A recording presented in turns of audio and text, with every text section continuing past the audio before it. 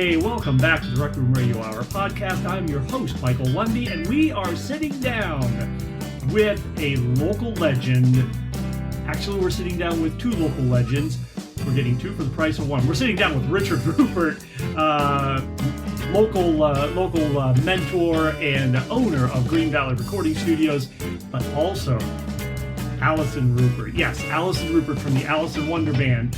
We're going to talk to Richard about his upbringing in the Central Susquehanna Valleys in Williamsport and his foray into the music scene in the mid to late 60s with Saturday's Crowd, and talk about Green Valley Recording and the Alison Wonderband and so much more. So without further ado, we're going to kick things off with the Alison Wonderband from their album Sitting High in the Saddle. This is Too Hot to Handle as we start this episode of the Rec Room Radio Hour podcast.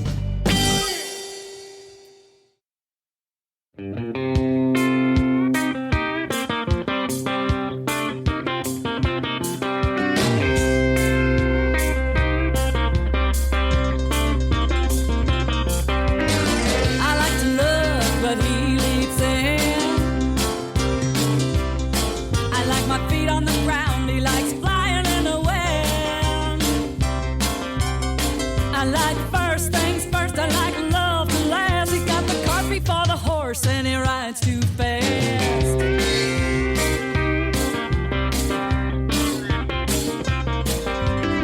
I plant a seed to watch it grow. He gets restless in a second or so. He wants a little more action and a little less talk, but I won't come running if he can't walk.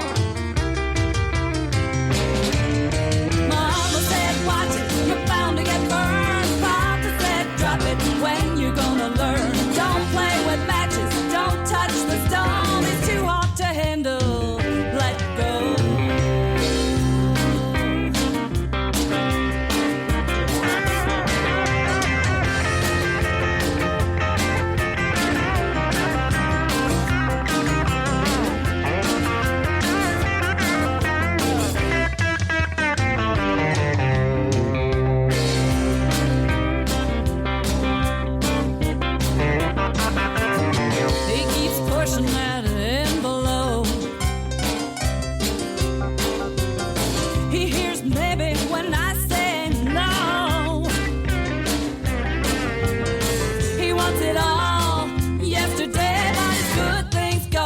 He can't wait. Mama said, watch it, you're bound to get burned. Papa said, drop it when you're gonna learn. Don't play with matches, don't touch the stone. It's too hot to handle, let go. Mama said, watch it, you're bound to get burned. Papa said, drop it when you're gonna learn. Don't play with matches, don't touch the stone. It's too hot to handle, let go.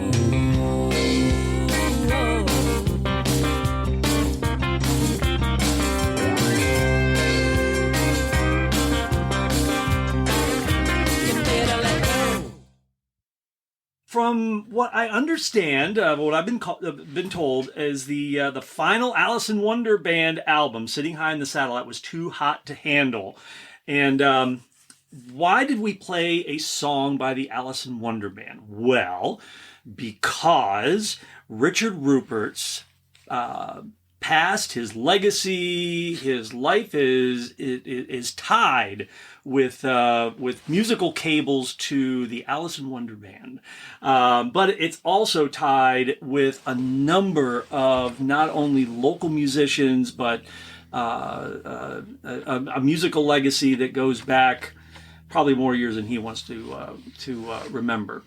We are sitting here at Green Valley Studio in the control room, and as I look around, I see a who's who of local musicians adorning the walls here. We have Jeff Mamet, we have Steve Vai, we have Sean Farley, we have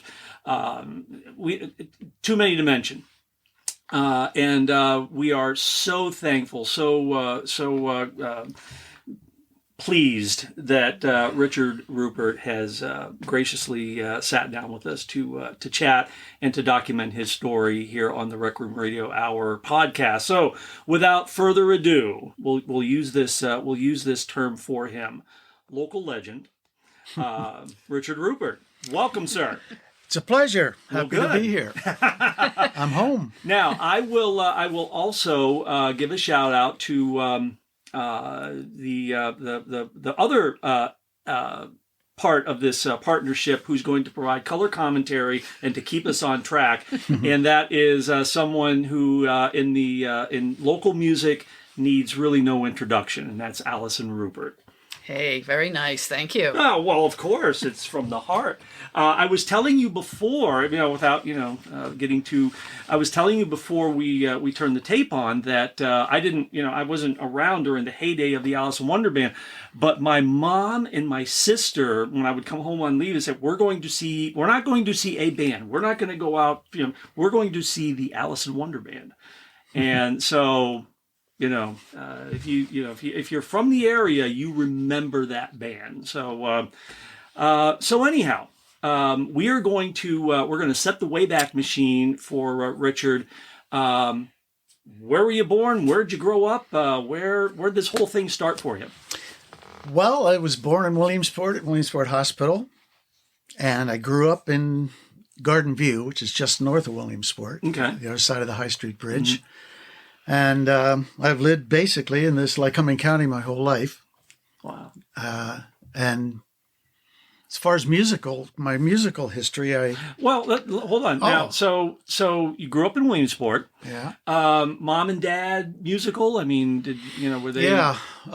They both sang and they both played instruments. Okay.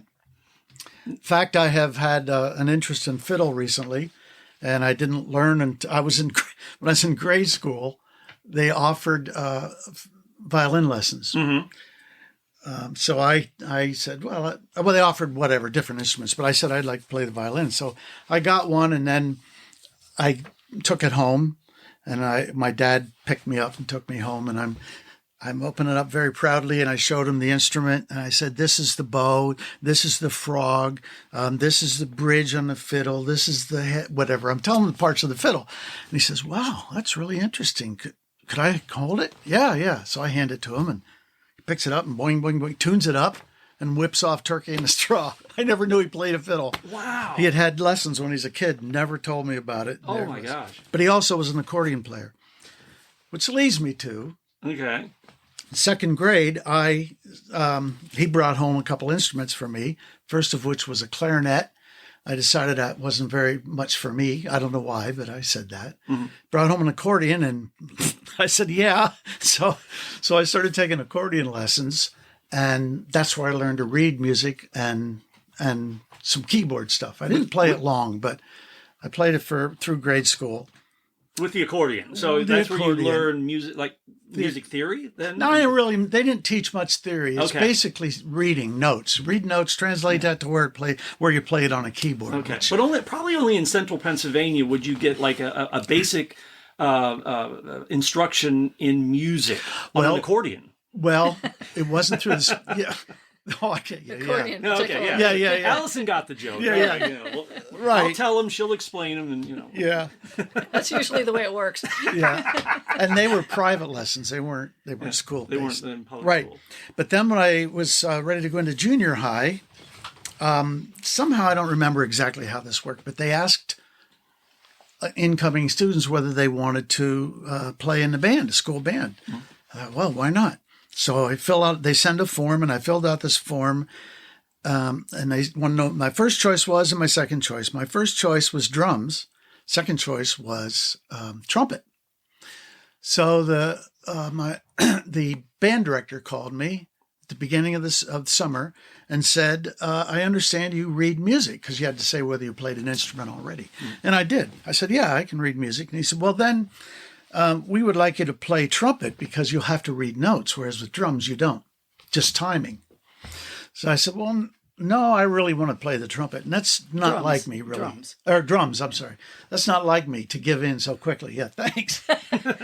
See how this works. Yes. So he said, well, I'll tell you what, we'll give you lessons on both instruments through the summer, drums and trumpet. And at the end of the summer, you decide which instrument you want to play in the band. So I said, that's a good deal. Took it, took lessons on both. And at the end of the summer, ready for band practice. And he says, okay, well, here's a trumpet. And I said, no, I wanted to play drums. He says, yeah, we have too many drummers. You can play trumpet. So you were stuck with the trumpet. I was stuck with the trumpet, but I learned to like it. I played it all through junior high and high school. And in fact, in the winter, in marching season, I played trumpet. In concert season, I played French horn, which really is you reverse the instrument in terms of your fingering, which I don't remember that as being a difficult transition, but it's interesting when I think about it now. When guitar players say, well, I'm left-handed, shouldn't I play left-handed? And I say, well, no, play French horn. So you were musical from an early age all through high school. Dad, kind of was a surprise musician to you. Was mom a musician? She could play a little piano. Okay.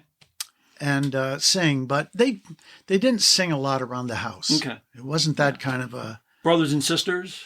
No, I have a sister, 17 years older. Okay. Nobody in between. So I didn't grow up with her. Okay. But is she musical? Does she No, not at all. Wow. Okay. Not at all. Yeah. So high school, you frustrated drummer, you got saddled with the trumpet. So you're about what age here at this point? Oh, 17. 17. 16. Well, it depends on where you mean. At what point in my high school? 18? Yeah. 18. Yeah. Well, the next big thing in my life. Yeah. Well, while I was in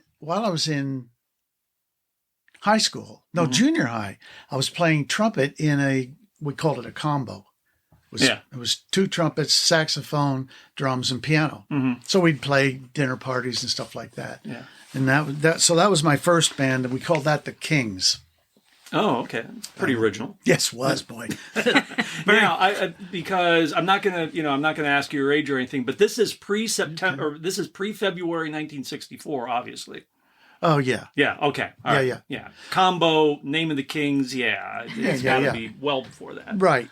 And we'll get to the reference to that date in a minute. Sure. Well, the transition was from the trumpet to guitar was when I saw the Beatles. Yeah.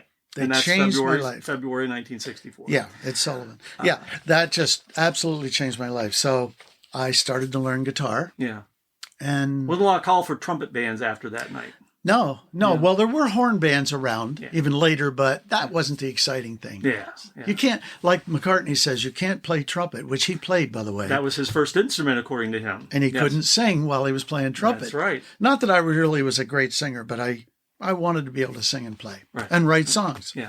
And present company, you couldn't pick up girls with a trumpet, I'm sure. It's easier. You'd be surprised. Oh, really? No, you wouldn't. I couldn't pick them up with a guitar. What are you talking about? Same here. So. Yeah. So have we skipped anything between, the combo, the Kings, and the Ed Sullivan Show? I mean, anything? The Beatles on the Ed Sullivan Show, you mean? That was it. No, not that I'm aware of. That was particularly interesting. So what was the first guitar you had?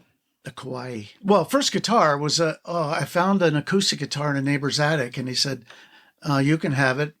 So I took it home and had to take the top frets out because it buzzed so badly, and I didn't have an adjustable neck. So it was a piece of junk is my point, but I learned how to play chords on it. Okay. So then I finally got a $32 Kauai electric guitar. Okay. You can imagine what that played like too. Mm-hmm. But at least I could file the nut down and get the strings close enough to be able to finger it. So you had figured this out with your first couple of guitars, how to make them playable? Or just out of necessity. Yeah. Because I couldn't afford a really good guitar. So, well, now I'm going to college. And did you have bands in high school then? So I mean, after the February '64, did you have not right away. I did not get into the band stuff till my senior year in high school. Okay, and then I had started out a 3-piece band, and then we went to 4-piece, and we played for quite a while. Okay, we were called the Jesters. Okay, we're getting better. Yeah. Yeah. And this band morphed into Saturday's Crowd. And what I mean by morphed is, back then you would change members pretty frequently. Well, even now probably that happens with bands. So, we kept changing members and finally ended up with this final lineup of members. And the other guitar player and I started writing material. He was more of a producer. I say that we were writing, but he was really a schooled musician too. He knew how to play piano. He's a very good musician, but he was younger than I and wasn't quite as mature at writing. He's very good now. But so I did most of the music writing and lyrics too, when I think about it. Oh, wow. Old stuff I was doing lyrics. But that back then the lyrics were kind of psychedelic. They didn't have to really make a lot of sense. Right. So at any rate, that band,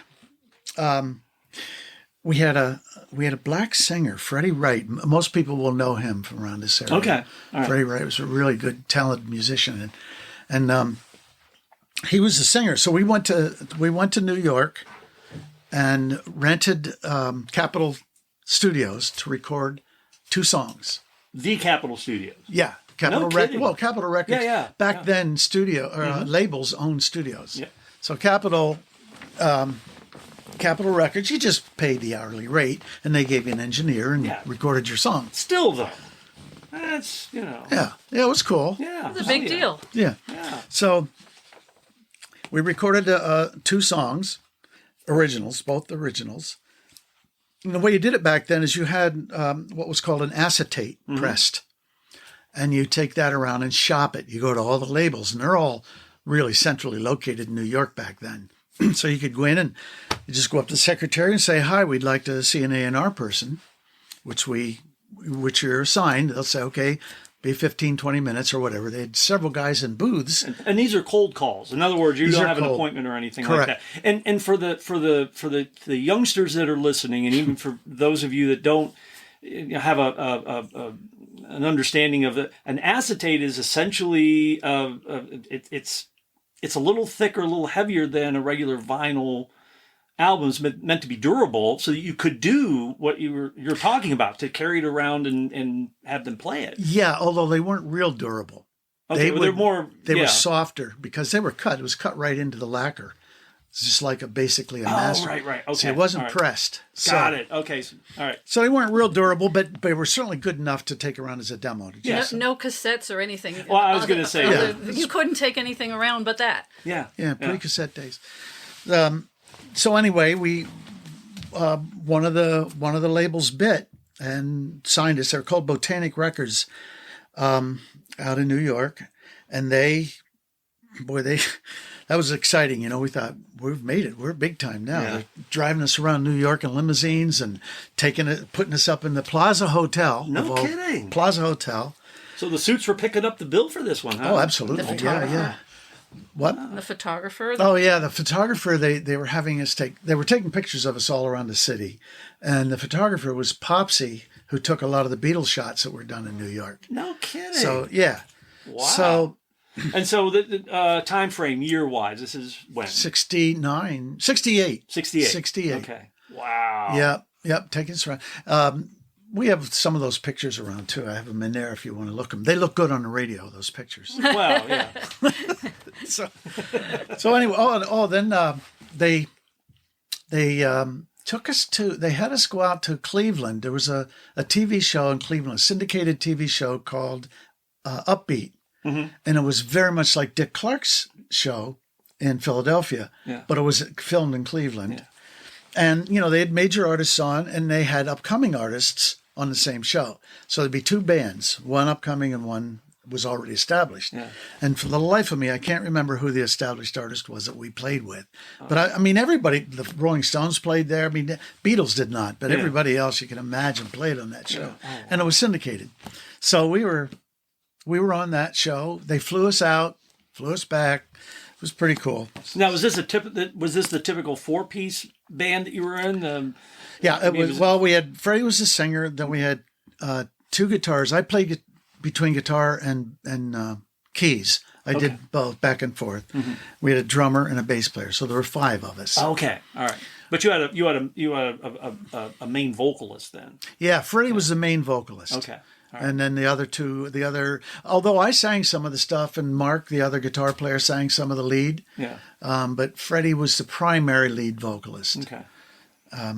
Wow. So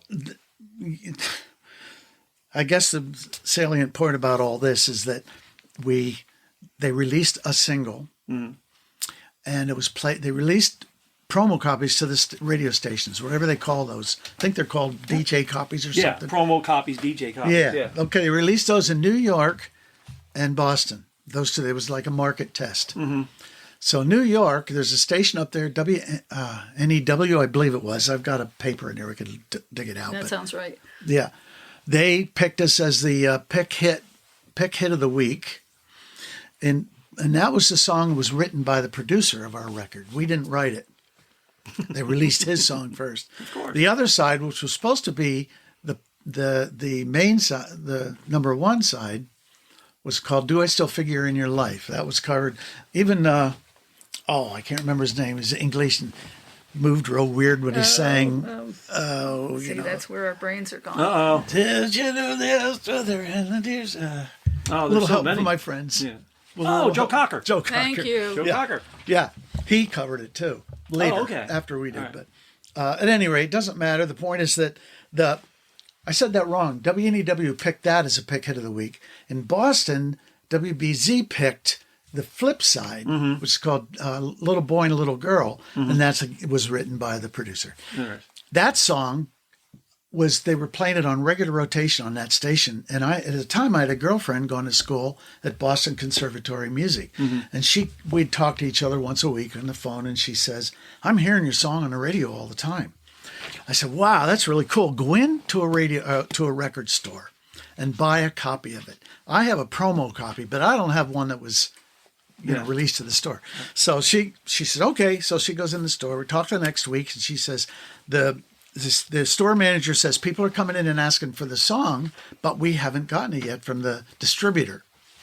Okay, fine. So weeks go by, and each week, of course, my girlfriend's gone in to ask about this record, and it's the same story. So I call New York, and I said, "What's up with the record? They can't get it in Boston. They're trying to sell it." And they said, "Oh, we're having trouble with the manufacturer. The pressing was wrong," or they had some excuse. And this went on, as I say, a couple of weeks, and I don't remember the timeline. But the point is, ultimately, my calls then weren't answered. And so Freddie and I drove up to New York, went to the office, and the name's off the door. It's gone, locked up, nothing. Wow. Just but like that, it disappeared. I didn't know for 30 years what happened. I never knew what happened. I finally found the producer who was producing out in New York, or L.A., and I found an email address for him, and I said, I said, "My name's Richard Rupert, and I was in a band called Saturday's Crowd. I doubt you remember us, but we did a record with you back in Philadelphia."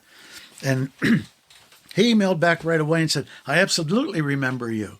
And I said, "Well, is there any chance," again, these are a couple of communications back and forth, but I said, "By any chance, do you have a recording of that album?" Because the album was never released, and I didn't have a copy of it. We had an acetate, but like I said, they get ruined quickly, so it was not playable. So he says, "Yeah, I have digital copies." So I said, "Do you have the multitrack by any chance? Because I want to remix it." No, he didn't have that. Just had the final mixes. So anyway, he sent me a CD of the original recording. So that's why I have that now, which is really cool to have that. But I said, "Whatever happened to the label?" He said, "Well, the guy who owned the company got caught for drugs, cocaine, and they ruined it, shut it right down." So anyway, that was the end of that career real quick. So what happened to? I mean, did the band persevere? Oh, Did they, we came home and again changed personnel. Yeah. And we became Dear Jessica. That was the next band's name, Dear Jessica. Okay. Had different players. 3 of us were the same. Roccanello was the drummer in that No band. kidding. Yeah. Yep. Yep. Barry Hurst played organ. I played guitar. Mark Rank played guitar, and Rod Schaefer played bass. Oh, Rod has moved from the area some time ago. But at any rate, that band played. We went to Boston, played several places up there. We had two two managers that wanted to manage us, and the band broke up. It was just internal strife. Wow. Didn't last long, but it was a very, very good band. Wow. If I can say that myself. Well, yeah. Well, I mean, any band with Rockanello in it. I mean, Yeah, it's got to be good, huh? it's got to be good. That's Jeez. right. If not, Oh. he'd have a good story about it anyhow. So I didn't mention too the record. The record was listed in Billboard magazine as a hot pick. the Saturday's Crowd. Saturday's Crowd record. Yeah, Okay. kind of went backward there. But That's okay. I'd That's all right forgotten because that. it gives us a chance here to maybe tee that up. So that's Saturday's Crowd, and now the song that we have teed up to play is Maybe Tomorrow. Is Correct. that? That's right. Yeah. That's right. Now that wasn't released, but that was the one I sang. That's the way I thought you might be interested Yeah. in it. Well, of course. So Yeah. So and it's an original. The other ones weren't originals. Okay. The ones that, well, we had other originals on the record, but I mean, the ones that were released were not original to us. all right. So so we're gonna segue from this section. We're still got a lot of ground to cover, but just for just a point of reference, we're going to go ahead and play Maybe Tomorrow, featuring Richard Rupert on vocals. Now, did you write this? I can't remember if you told me you wrote this. Yes, I did. You did. Okay, so written, sung by Richard Rupert, performed by Saturday's Crowd. This is Maybe Tomorrow, and we're going to listen to this and then come back with Richard Rupert here on the Rec Room Radio Hour podcast.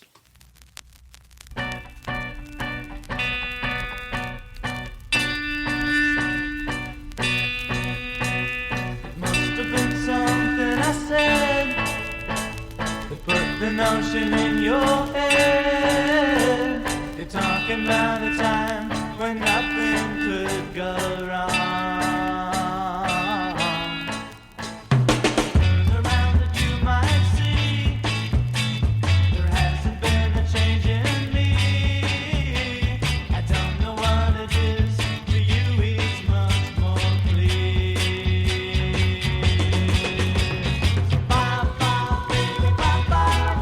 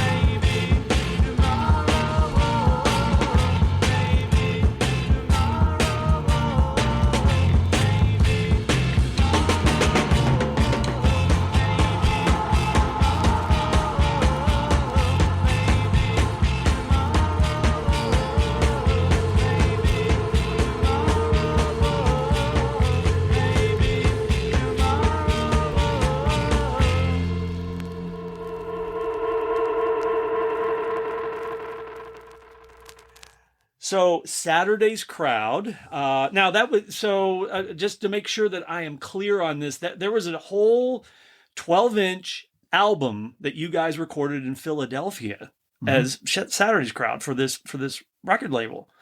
Wow, That's right. that's pretty heavy stuff for guys from Williamsport. I mean, that's Yeah, and yeah.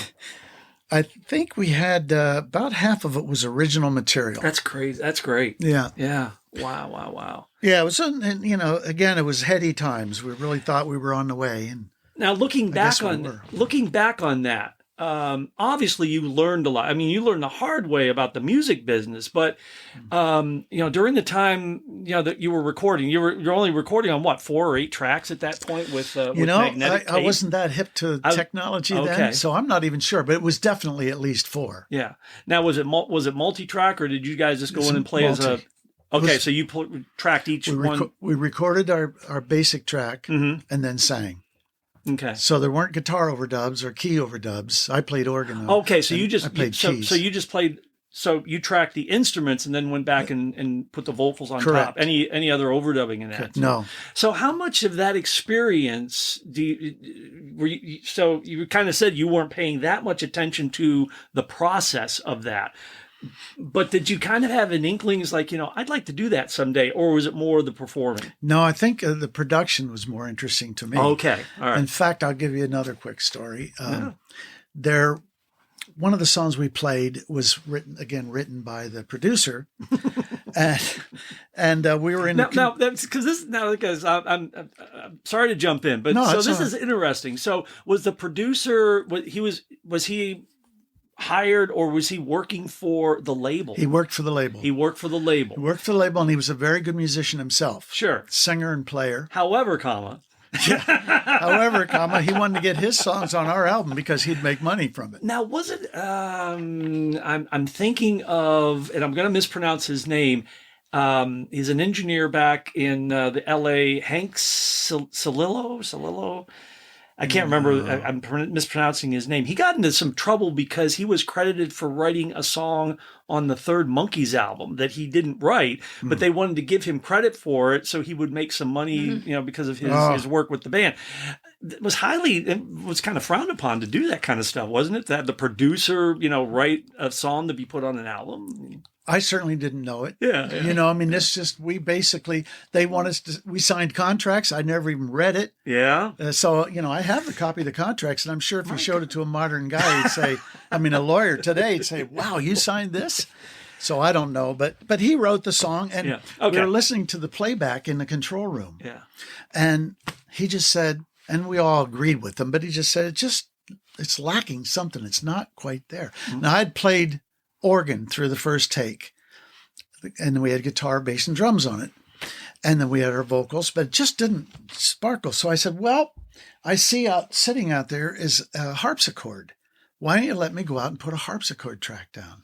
So, okay, sure, try it. So I go out and I play this part through there, and I'm about halfway through, and I look up into the control room window. They're all in there jumping up and down because it just added that range of instruments it didn't have, that brightness. And I was pretty active about what I was playing. It wasn't just chords. Yeah. And they got it. It was kind of an exciting moment for me because I could see how it just kind of inspired the whole band. Wow. And that's so those accordion lessons paid off. There you go. Yeah. Exactly. Oh, totally. Because I was playing organ a lot too. Yeah. So I never got to be a really great keyboard player by any stretch. It seems not even a good one. But it seems to me though that because you said you were playing guitar, you were playing keys. Multi-instrumental. But you could cover a lot of stuff even with that band. I could have. I didn't though. I'd only played 2 instruments. No, that's 2 more than probably some people. That could play. Now I do it. Yeah. But at the time though, that's pretty heady stuff. Well, there's a harpsichord in there. Let me go ahead and track that. You're the hero of the day. Yeah. It seemed kind of neat and normal to me though, because the other guitar player in the band also played keys very well, and we all sang. So it was like, well, that's expected. You can do that. You can play more than one instrument. Yeah. Rock can play guitar and drums and bass. Yeah. He can even whistle. Oh wow. I think. Good. Oh, okay. Rock. I'm sorry if I. Can, he probably.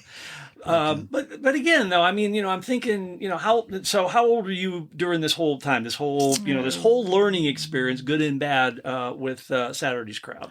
Oh, probably 18, 19, 20.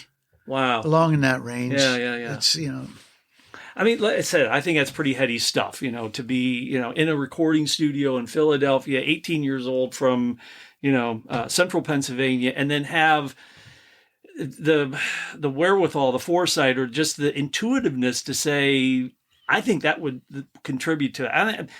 It may not seem like a lot to you, but I mean, from a musician standpoint, it's like, wow, for an 18-year-old, that's pretty good stuff. So Yeah. Well, yeah.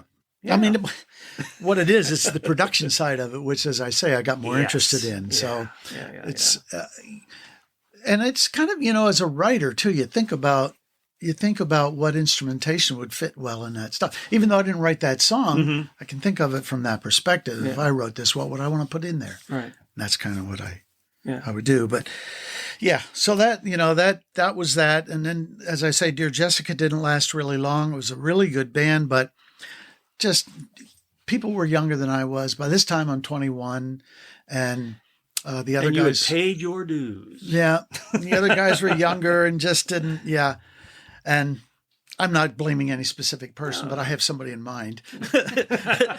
Anyway, Well, so we came home, and I then got in another band with some guys. That a couple of them had I played with. Yeah, I'd played with Charlie DeSanto's a local drummer. I played with him before, and Kenny Whitman, local bass player. Oh yeah, yeah. He and Charlie and I started a band called the Burlap Bag Boys Barn Band. Okay, that's a mouthful. It is. It came up because we needed a name, and we're practicing in a barn, and I had burlap bags hanging on the wall, and I said, "Hey, what about the Burlap Bag Boys Barn Band?" And that's what it became. So.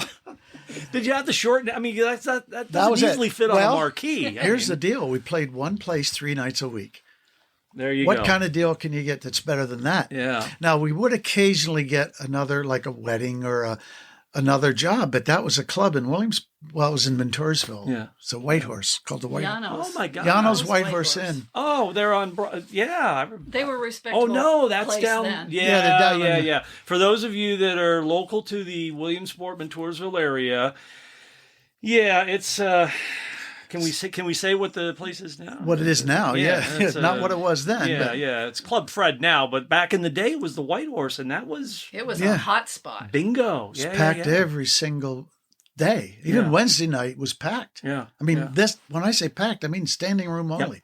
Yeah, I was way too young. As a matter of fact, I wasn't even. We were in the area at that time, but I have heard the stories about just how big that place was, and some other clubs in the area. So this is like mid 70s. Yeah, this would have been probably about mid 70s, I guess. All right, so hard we asked the same question of Rock when we interviewed him, and I'm going to ask you the same question. Yellow, I like yellow. Okay, all right, good. So moving right along.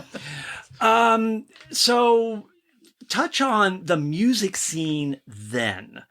Because you just highlighted the White Horse, and you guys were booked 3 nights a week. Yeah, Wednesday, Friday, and Saturday. That kind of stuff generally doesn't happen anymore. So can you kind of elaborate or paint the picture of what it was like back then for the music scene and to be a musician in the Williamsport area with that kind of Yeah. Back then, you could actually make a living playing music. Mm-hmm. There were a lot of places to play. There were a lot of bands too, but if you were good, you could play a lot. Mm-hmm. You get a lot of work.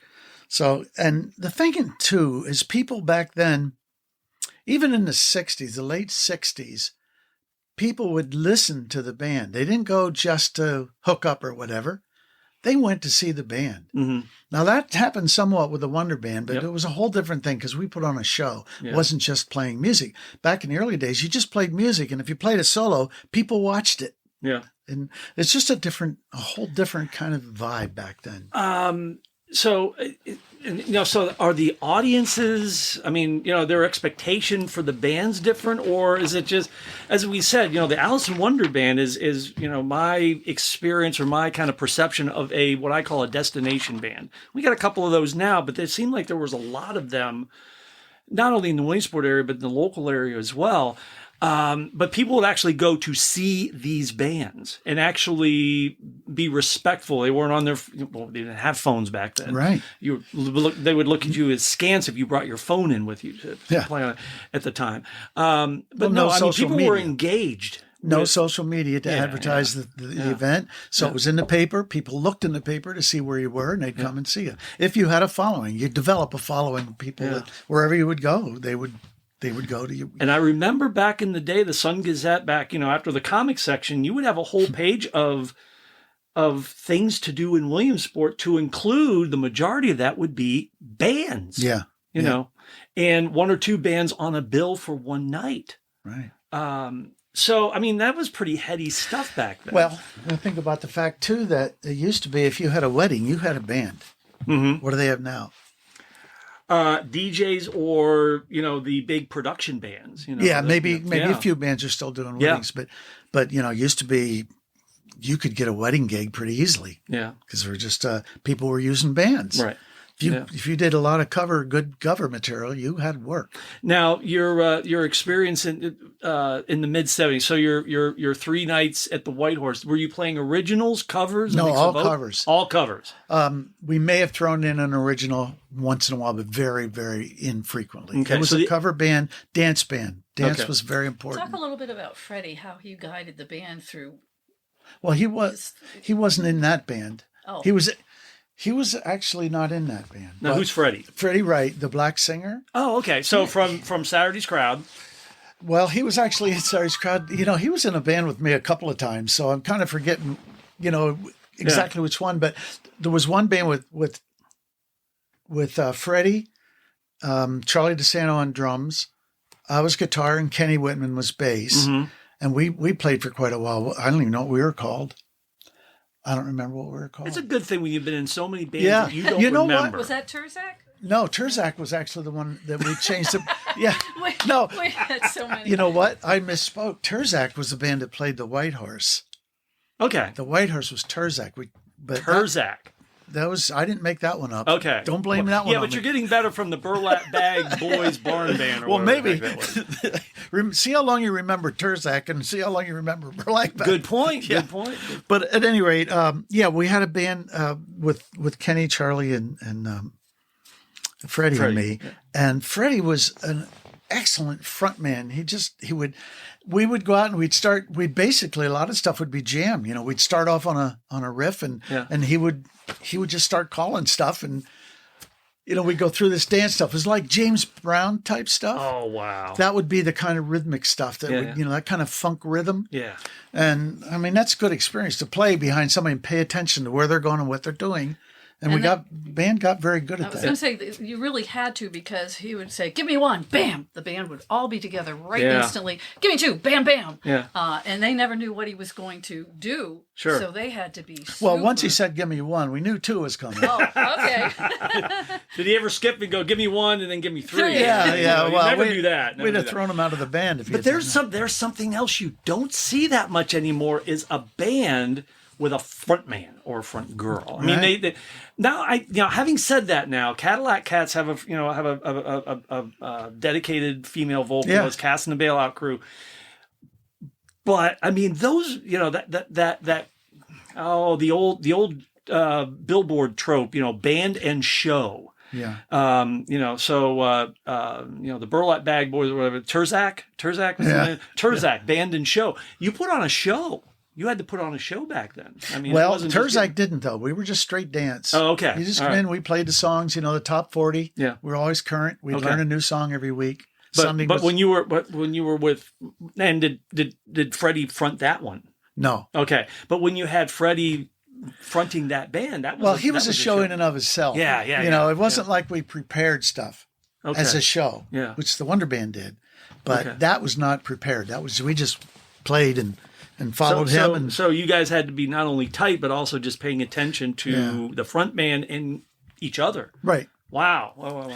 Yeah. I mean, You earned your keep. You guys earned your pay back then. Yeah, but it was fun. It was freeing. There was a lot of freedom to that.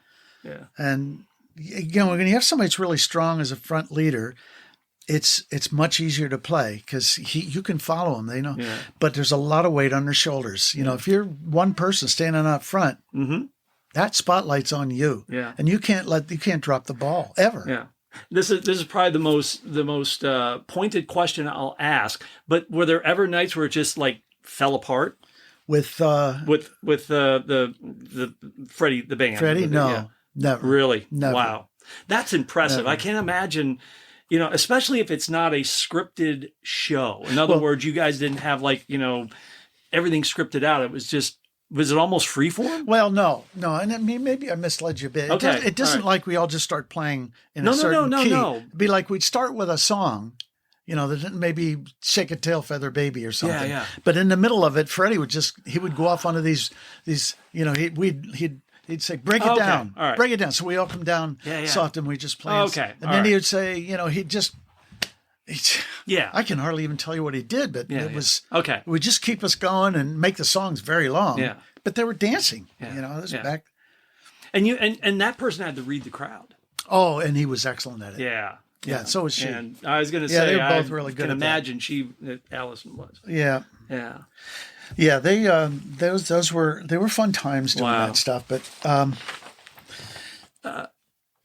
So we're in the mid 70s, and so let's kind of move into Okay. the end of the Well- the end of the decade, and I got another one in there though. okay. There's Good Grief. Good Grief started in the early 70s. Well, you skipped Red Delicious.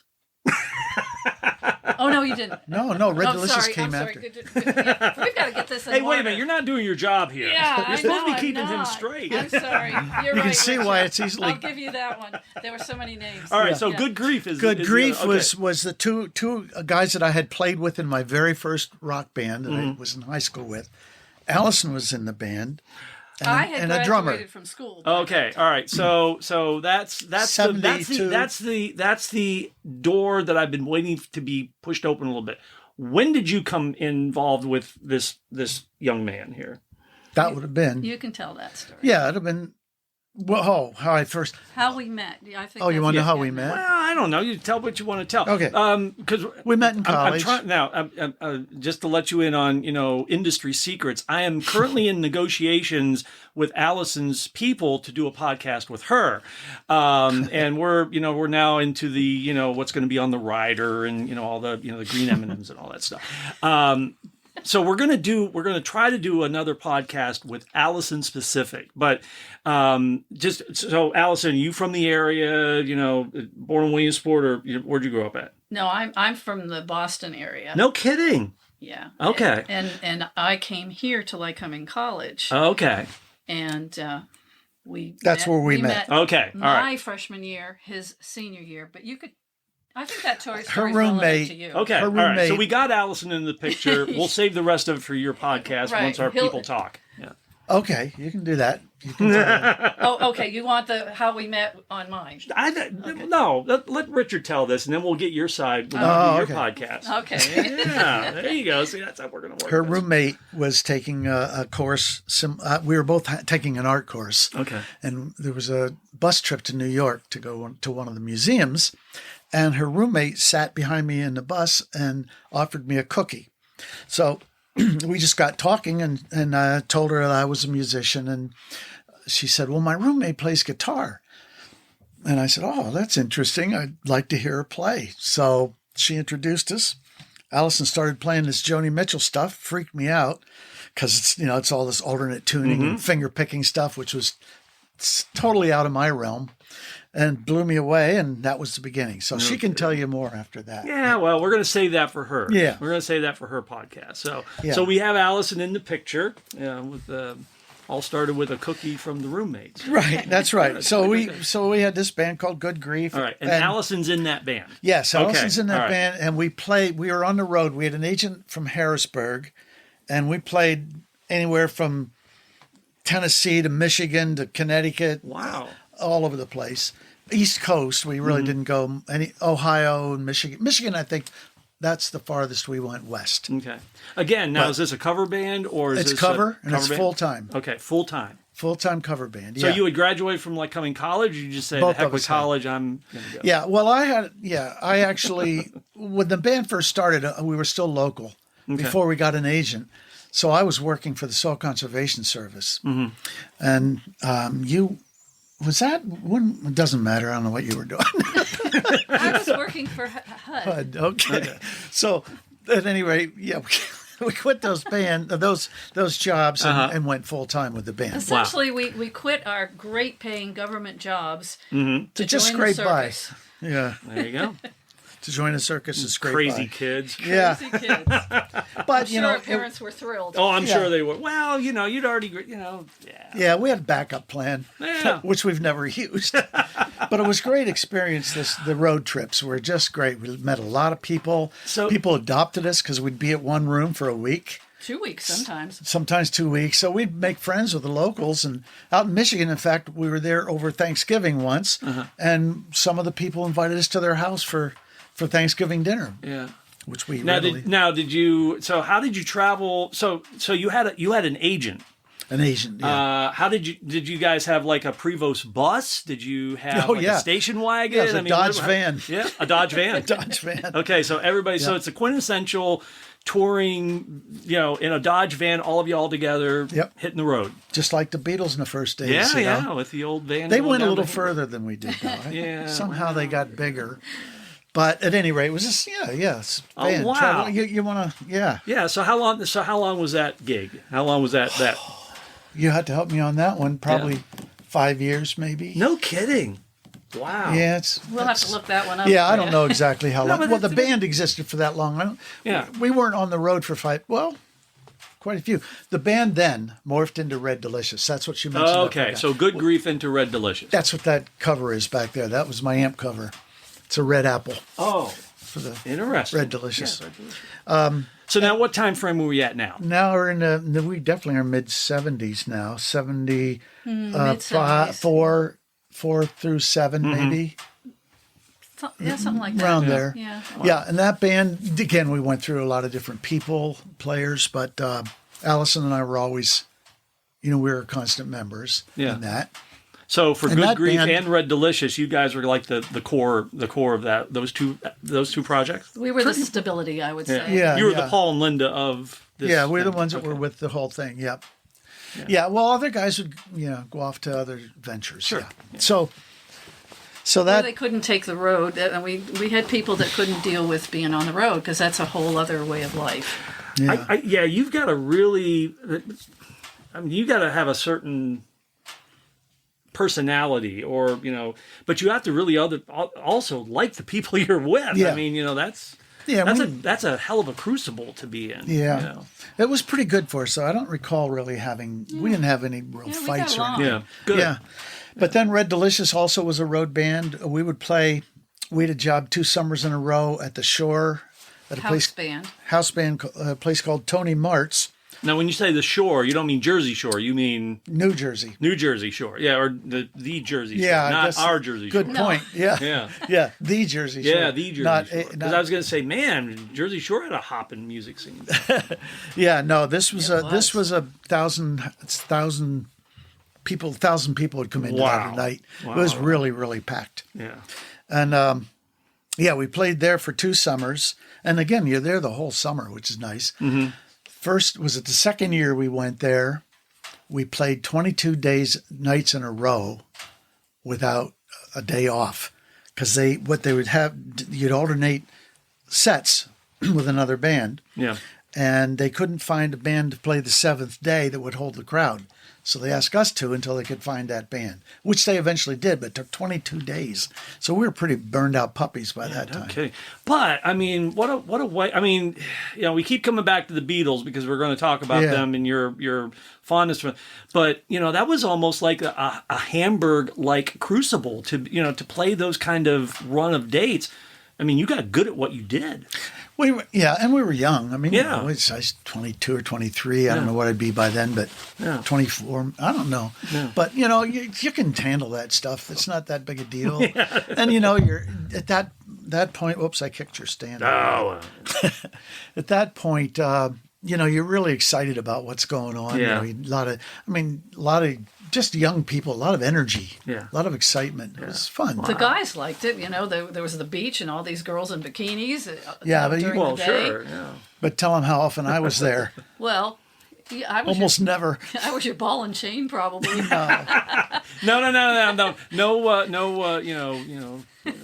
No, I was not a beach person, but Yeah, I just. yeah.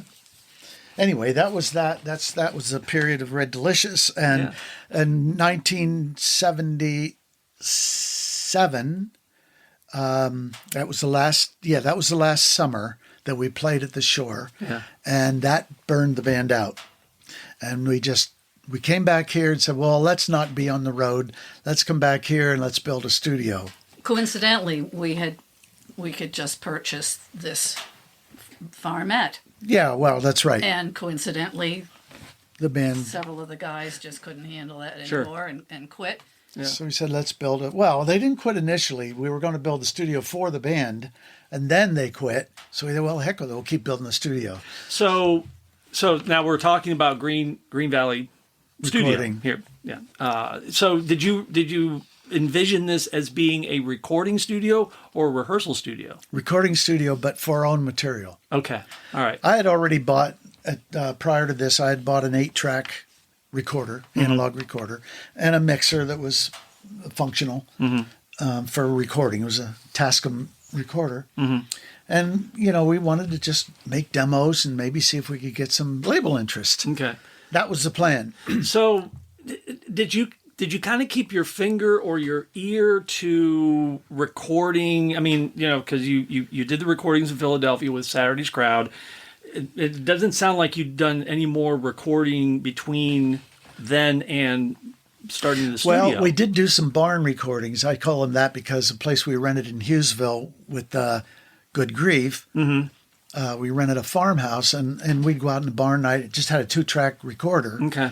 And I would record the band just for whatever, demos, I guess. Yeah. We were making We were always writing original music and sneaking it into the sets, always. Okay. All right. So thank you. That was going to be one of my follow-up questions.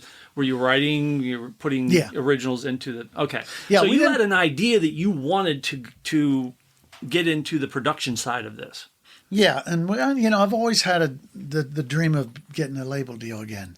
I got it when I was so young. It was so easy. Yeah. I thought, I'd be able to do that again. Yeah. I'm better now. Yeah.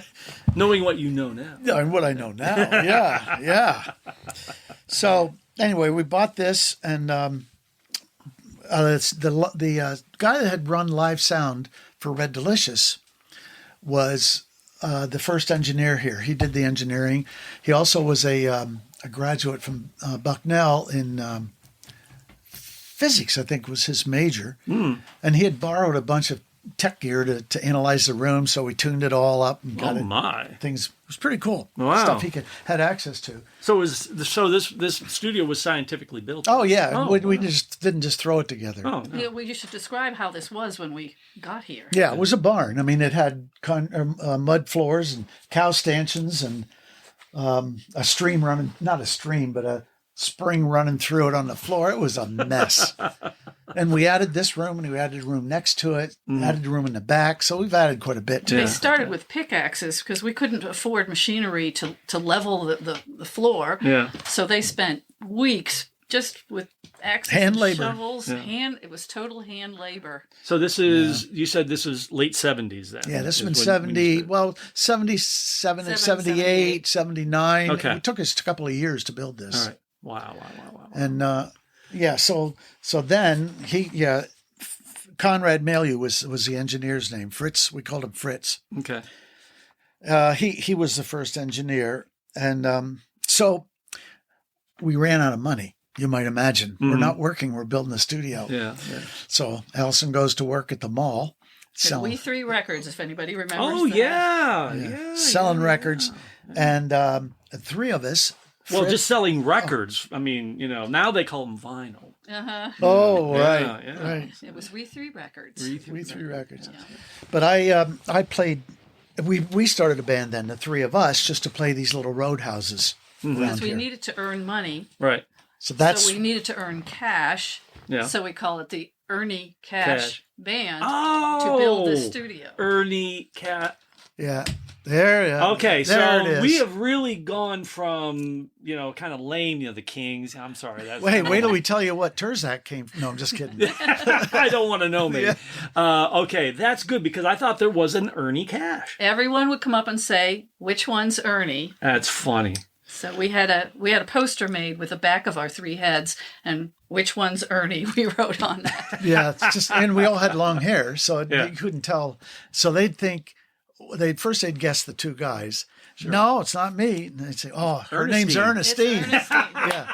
Nope, got that wrong too. So We Ernie Cash, we build these studios. That's funny. Yep. Okay, I like that. That's a good. That's almost like Pink Floyd. Which one's pink? yeah. Yeah. there you So go. so Fritz, the engineer, studio engineer, he majored in music first before he went to Bucknell. He went to Mansfield, so he was a musician as well. He played bass, and Alison played keys, bass with her left hand.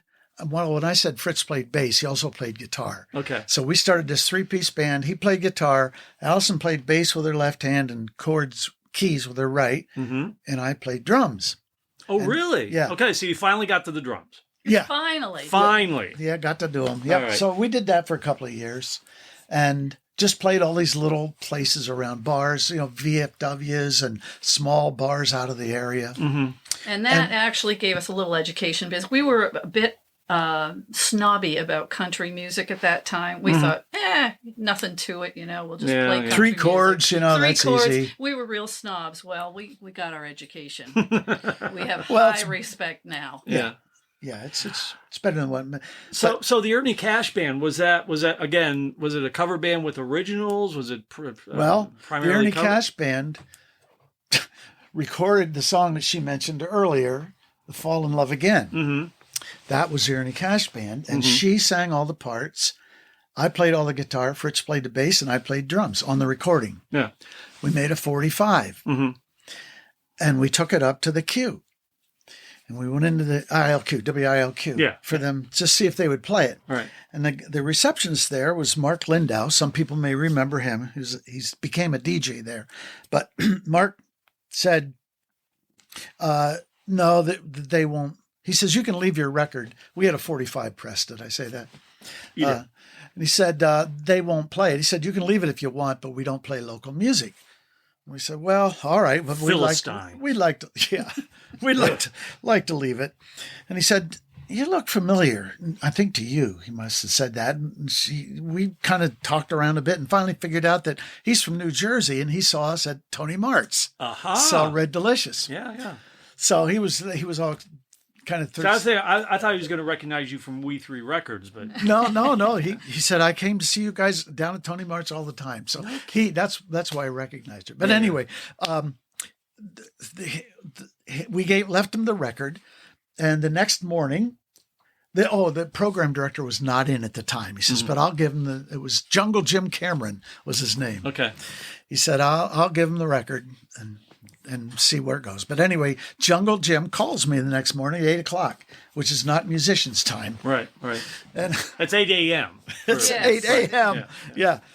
And he says, hey, Jungle Jim from WILQ. And I said, great. He says, I listened to your record. And I'm totally expecting him to say, well, yeah, nice try. But he says, I love it. He says, we're putting it on regular rotation today.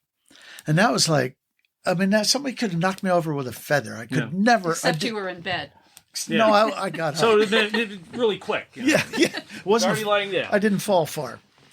But at any rate, they did. They played it regular rotation. So jump forward to the next job we have, which is down at the Halfway House on the way to wherever that is, Turbitville. And That was the name of the place. It wasn't a true halfway house. we were Peru, playing. correct? Okay, all right. Yeah. I just wanted to clarify that. Good you it's did, like- you know, 'cause we- you've gone from the Jersey Shore, Yeah. to the halfway house. Okay. Played a lot of Just low wanna rent make places. Sure. Yeah. Yeah. Anyway, so we go down there and we had played there many times before, and we'd get 30, 40 people.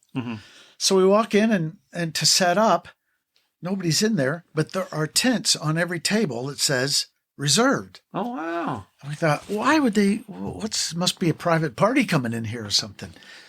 No, we talked to the bartender. Why are all these tables reserved? Well, people are calling. They want to reserve a table because you're playing. We played here before. Yeah, but they heard your song on the radio. Now you're big time. Yeah. Just like that. Your song's on the radio, you're big time. Wow. It's wow. the power of that is incredible. Well, all right. So let's get your perspective. So first of all, we'll tee it up when we go to play the record. But so we're talking now late 70s, early 80s. Where we at? Yeah, there with this? this would have been In the 80s. Okay. Very early. All right. Yeah, very early because remember, Wonderband started in 83. Yeah. Okay. So we're not up to So the we Wonder can't get Band to the yet. Wonder Band yet. Okay. So this is a time when not everybody had the capability to record stuff in their bedrooms. I mean, so to have a 45 press is a pretty big deal. So yeah, it was a big deal to have a record on. I mean, because not everybody was doing it. I mean, you know, it wasn't as easy as sending an MP3 to a radio station and say, "Would you play this?" Were there any other bands that, you know, at the time, local here, that would have like a 45 that they would get on the radio? Or was it hard even for local bands, as you kind of alluded to get on? Very hard. Yeah. Very hard. We recorded, I'm aware of two that come to mind now. I don't want to name who they were, but they recorded records and they sounded good to us, but they wouldn't play them. Yeah. But they weren't original. I think that was the problem. Interesting. I think the cue, it was fresh. It sounded different from everything else they had on the radio at the time. And it didn't sound real country either. It's not real. You wouldn't listen to it and think, wow, that's a country song. It was pop country. We never really were a real country oriented, very oriented. But not that we didn't like it. We just didn't write like that. Yeah. But not long after that, then bands could come in here and record because we did start taking clients eventually to help pay for this. Yeah. So I was going to ask you about Fall in Love Again. Did you record that here or was that recorded somewhere? Okay. No, So that was you, here. okay. That was with the 8-track stuff. Okay. All right. And that's you, Allison, and Conrad. Fritz. Okay. And you're doing, you know, multi-tracking, you're playing different, you're multi-instrument, multi-tracking and all that. All right. Well, you know, let's see what all the hubbub was about. You know, why were people reserving tables because they heard this song? I mean, let's go ahead and listen to it. This is Fall in Love. Now, did you write this? Yes. Did you write it or did you both write it? I Put wrote him the on the spot. music, I'm sure, but I don't know. Generally, he does music and I do the lyrics, so Okay. that's probably, I think I might have come up with the Baby You've Got the Heart of a Lover, and you took it from there. There yeah. you go. All right. So this is Fall in Love Again, the Ernie Cash Band. So it's in the top 10 of my favorite band names right now. Richard Rupert, Alison Rupert, the Ernie Cash Band, Fall in Love Again. So you can go out to the halfway house and make your reservations this weekend because you heard it here on the Rec Room Radio Hour podcast. Babe, you've got the heart of a lover, and you've got the smile of a friend, but I just lost the love of another, so I'm afraid to fall in love again. I don't let you talk when you phone me. I don't read the letters you send. I don't think of good times you've shown me, 'cause I'm afraid to fall in love again. I need some time to ease my mind. Leave this broken heart to mend. He set me free. Oh, can't you see I'll lose in the end if I fall in love again? I gave him all I had when I met him. He took it all away in the end. And maybe I'll forgive and forget him, but I'm afraid to fall in love again. I need some time to ease my mind.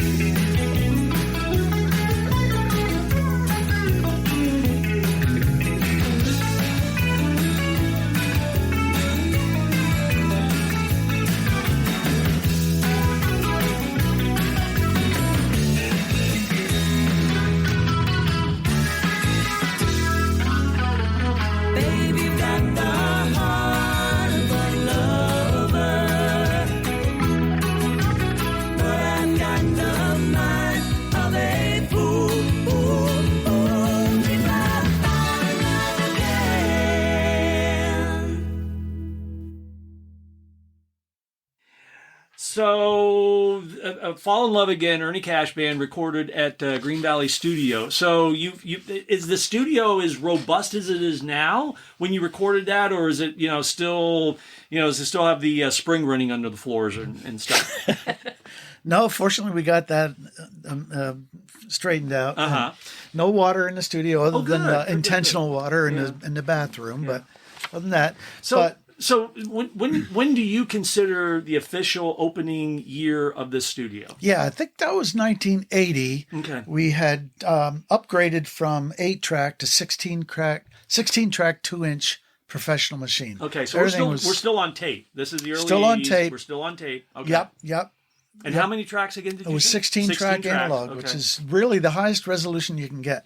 They have 24-track, but you're tightening up Yeah. your spacing, so it's really not as good Yeah, as 'cause you 16. can only go. Now, correct me if I'm wrong. You can only really go to like 2-inch tape. 2-inch or- tape is the widest they That's make. the widest they make. Yeah. Okay. Yeah, so we went to that. We bought the stuff in New York, and guys came down from New York to install it in an old truck, said NBC on the side with a bunch of graffiti. So they rented the truck apparently. Yeah. But Oh, so it was an NBC truck, was an National NBC Broadcasting yeah. Company truck, but it had so it yeah, was a rental truck. graffiti all over. I'm guessing Still, they I rented mean, it. that thing driving through Hughesville back through, Yeah. wow, big time up I have here. pictures of them backing up to the door to bring Oh, the stuff wow. in. But Yeah. then interestingly, the technician who was wiring all this stuff took him a couple of days, and he turned out to be a drummer, and he went with us with one of the Ernie Cash jobs up and played drums for a few songs. Oh, wow. It was fun. Okay. We got to be friends with them. They're really nice people. Now, but- now, before we get too far down the road Yep. on the studio, Mm-hmm. this is back in the day. How many other recording studios were there in the area at the time? Do you know? one that I'm aware of, And where was that? that was in Northumberland. Susquehanna Sound was in Northumberland. Yeah. Okay, all right. Yeah, they were there for probably 5 or 10 years before I had this. Okay, really? Now called 8 days a 8 week. days a week. Yeah, And Paul Smith's place down Right. there. Yeah. And the interesting thing there is I knew the engineer there too. Mm-hmm. And the first engineer they had at Susquehanna Sound, their rate at that time was $135 an hour. Whoa. 135, and they wanted me to come down. They had gotten a new mixer. They wanted a board. And They wanted me to come down and bring my band down and record. And I said, "Oh, okay, well, that'd be cool. And we'll give you a special rate, only $75 an hour." Wow. 75 an hour. I mean, we're talking 80, Oh, yeah. 70. Yeah. What, 80? Would that have been? Well, whatever. No, it would have been before 80, but in the late 70s when they called me about that. Wow. And I thought, I just can't, that's crazy. Yeah. So when we opened up, we were $25 an hour compared with their rates kept dropping. So, and I wasn't doing it just to put them, to be mean to them, but, well, it was just, I thought musicians, being one myself, Right. you need a place to record. Yeah. So we've kept our rates as low as we can. We're only $30 an hour after all those years. So Wow. in fact, I raised my rates when 2 of my clients said, "You got to raise your rates." And that was about 10 years ago. we kept hearing clients say you're too cheap. They were telling me I was too cheap. So, But, anyway, but watch it. So it was Susquehanna Sound, and you was that it? that's all I'm aware of. There Okay. may have been somebody in Lock Well, I Haven mean, or somewhere. of this. Oh, I want to say this caliber or this level of quality. Professional 16 track. gear, yeah. Yeah. Yeah, it was pro gear. I mean, we had Yeah. expensive mics and the whole 9 yards. I mean, because one of the things that I sing the praises of in this area now in 2024 is that we have not only a boatload of really good musicians and bands, but we've got at least 5 or 6 professional level recording studios in this area. So one of 2 of this level back then. So that's wow. Who was besides the Ernie Cash Band? Who was the first? Who was your first client for the Green Valley? they were a traveling group. They were playing up at Sawmill Lounge, and there was a duo, a guy and a girl. I don't remember. That's what okay. their- It wasn't- yeah, But it was a duo from up Oh, okay. there. So it wasn't somebody local. It was somebody that came in and Yeah. Wow, And wow. I don't even know how they found out about us because Interesting. we have never advertised. It's all word of mouth. Really? So somebody must have known about it and they were looking for some place to record. And then we got a lot of work from that because they knew other people. So they came and Oh, wow. Sadie Greensales did a bunch of albums here. They were a big band, not right in this area, but they were from, I think, upstate New York. Maybe they were, Okay. not sure where they were working out of, but we got quite a bit of work from that first session. So it just builds. Yeah. Obviously, you recorded the Alison Wonderband, and just we're gonna deal in depth with that once my people talk to Alison's people. We're gonna deal in depth with the Alison Wonderband, but just kind of take us through a real quick synopsis of how that band began, and just kind of its run. How the Wonder Band began? Yeah. Well, it developed out of the Ernie Cash Band, basically. Toward the end of the Ernie Cash Band, I switched back to guitar, and Fritz went to drums, the original guitar player, play all these things. Yep. And then, I don't know exactly why this happened, but Fritz left, and it would have been amicable because it wasn't like we were fighting or Still anything. a dear friend. But we got, he's still a good friend. But we got an excellent drummer from Sunbury who had tons of experience in big bands and stuff. And he came and played with us, and that was Steve Fecker. His name is Steve Fecker. Okay. Very good drummer. So that became the very first Alison Wonderband, although, Alison and Steve and I played all the parts. Steve did all the drumming, I did all the guitars and bass, and Alison did all the keys and most of the vocals, if not all. Now you're talking about recording, though. Yeah. I'm sorry. No. So was the Alison Wonderband primarily begun as a recording project, or was it a? No, it started out as a band. Okay. All right. We switched to a band, and then we just got into the recording and Oh, okay. All right. started releasing records and Added people. changed people. We were a 5-piece at one point. But again, it's you two that are the core of the band then, of this band again. Yeah. Okay.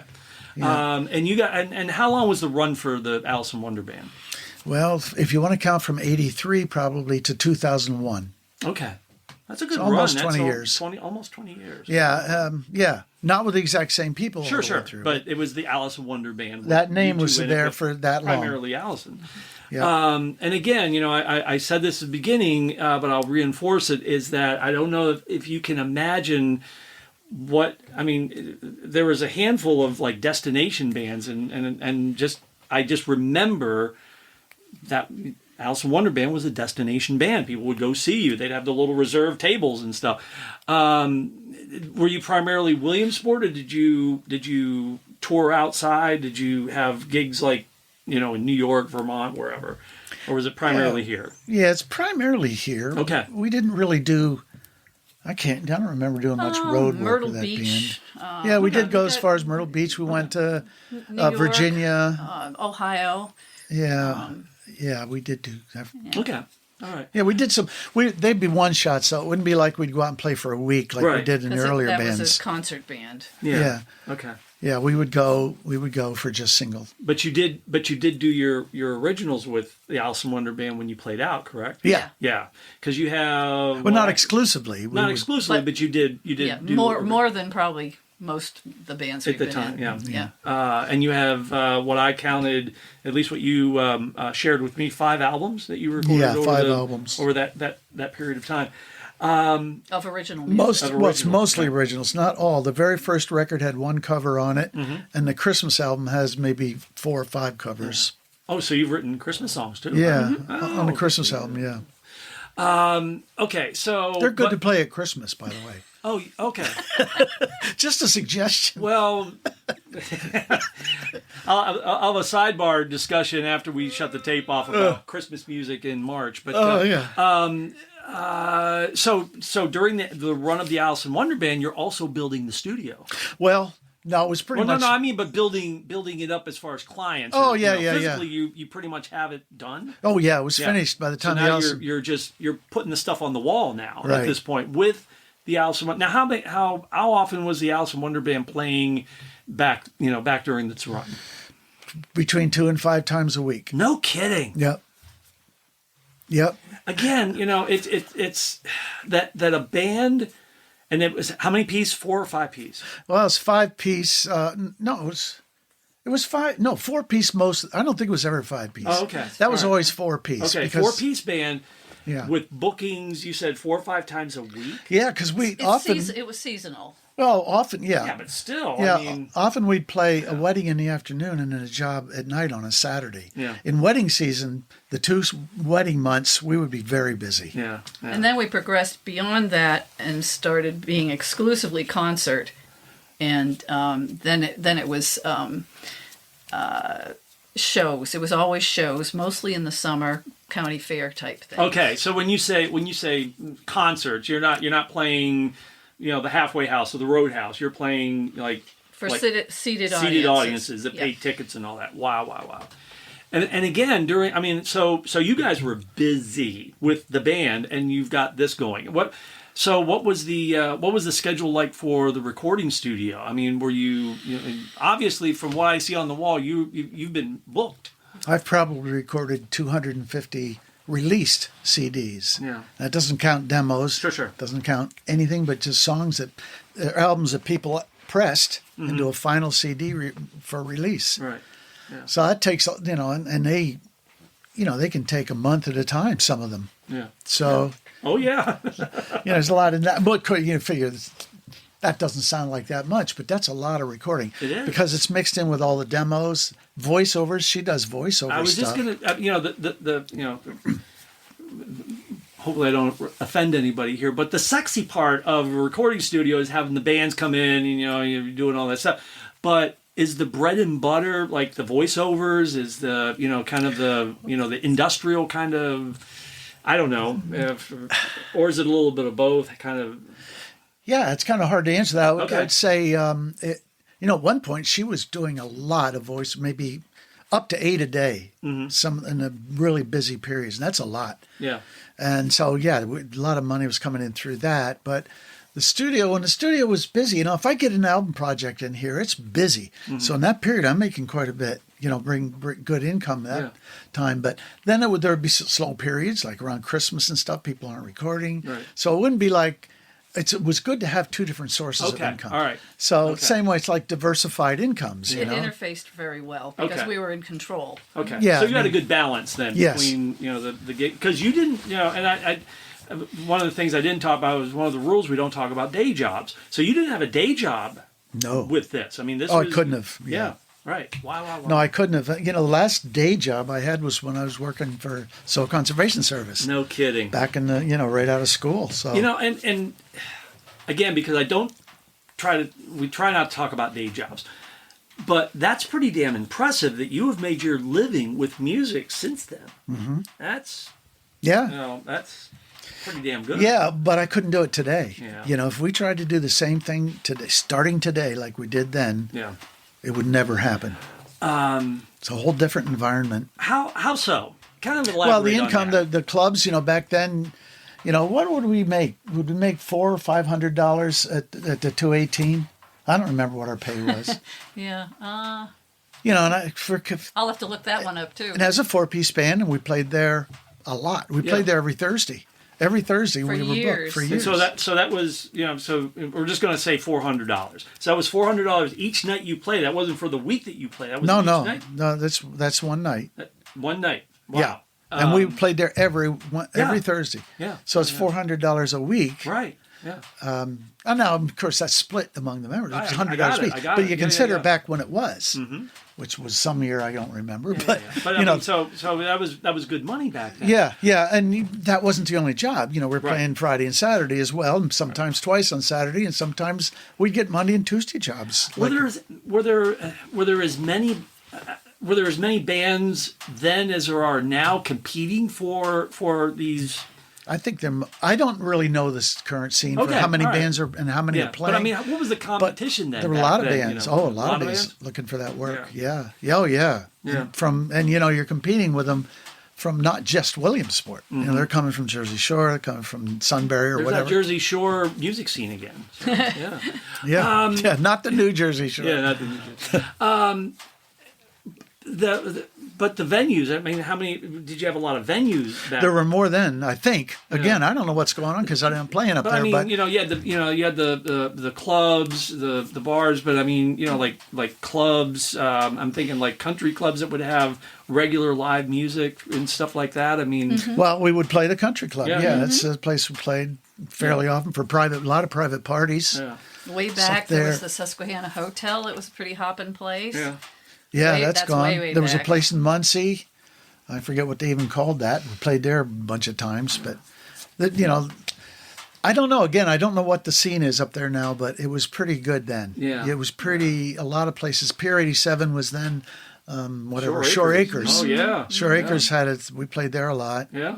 So and South Side. Oh, that's still there. That South Side Club there. The Mosquito Valley Inn. Oh, Valiant. Valley Inn. Valley Inn, It used to be yeah. called Mosquito Valley Inn. Yeah. And back in the day, that they booked your band three nights a week for a month.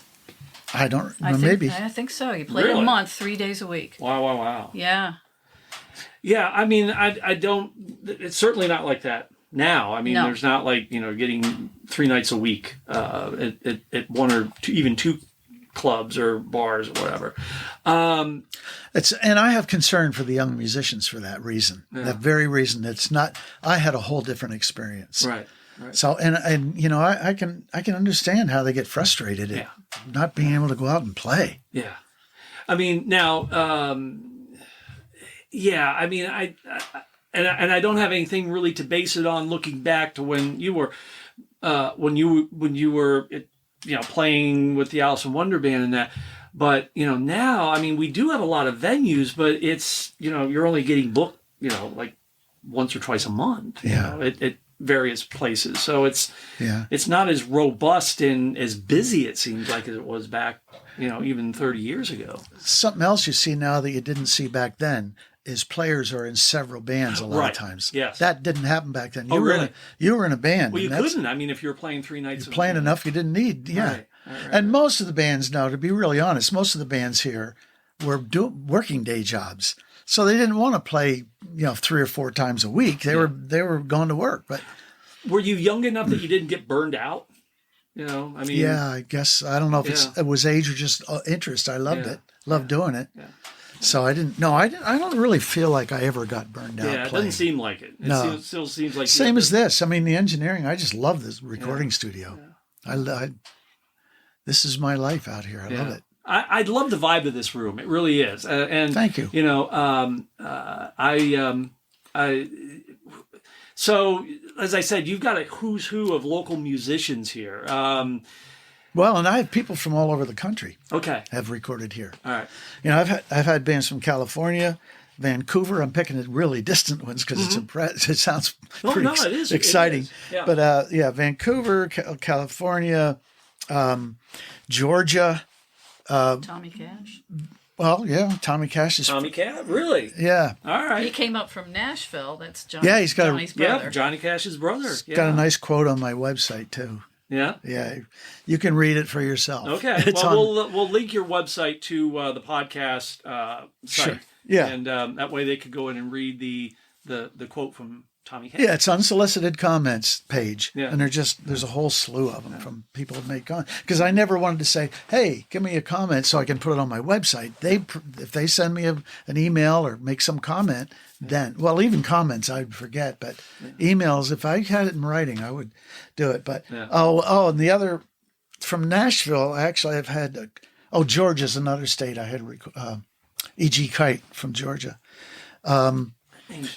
E.G. Kite, yeah, she's a blues artist. Oh, yes. She's played up here, and I know her, or I've heard of her through Sean Farley. Yeah, So, yeah. She wow. recorded 3 albums here, I think. Hmm.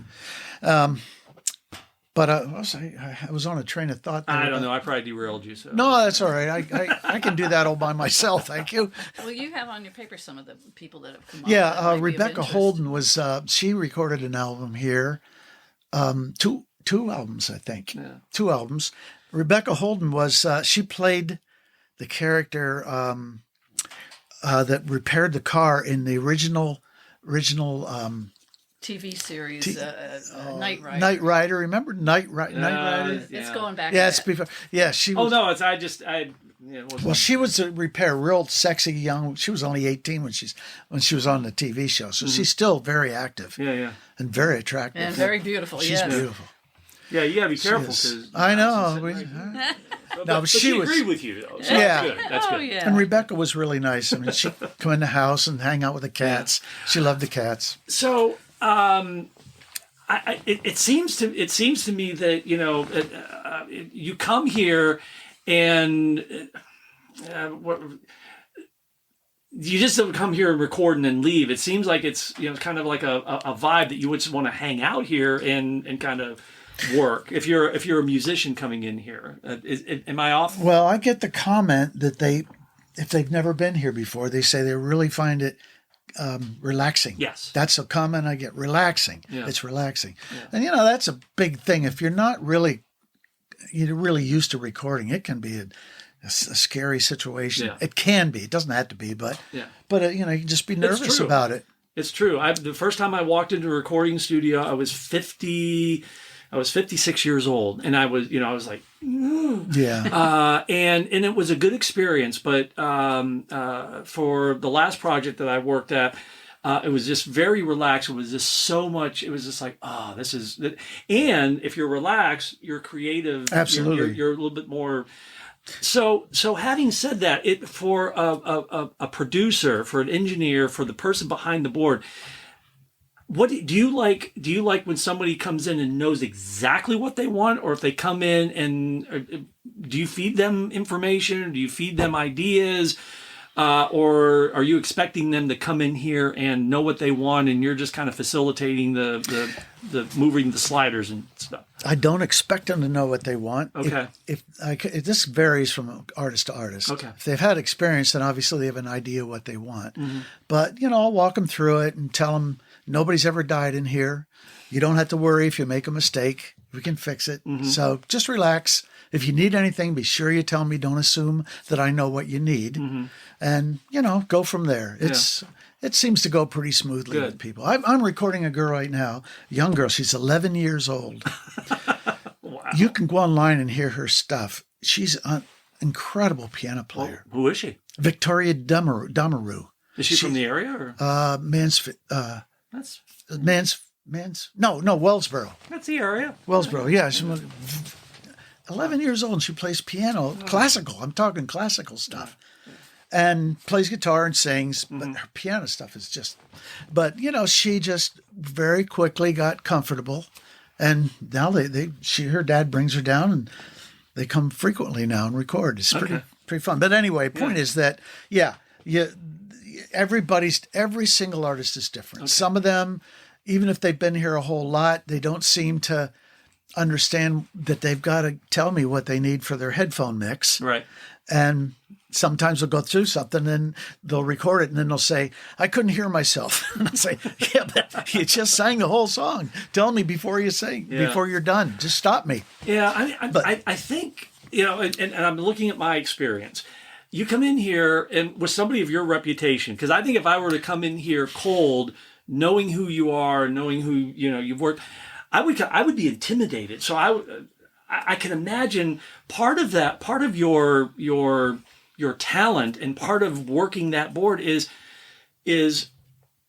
knowing how intimidated somebody may be by maybe not you, but just the process of being in a recording studio and kind of marshaling them through Absolutely. that. It's the doctor's bedside manner. Yeah, I call it boardside manner. Oh, wow. That's a good. Because that's very important. And I consider that as important as the technical stuff. Yeah. If the artist isn't comfortable, they don't come out with a good product. Yeah. It's that simple. So. And they are artists. I mean, they're amazing people that record. Oh, yeah. It just freaks me out how good some of these players are. I know.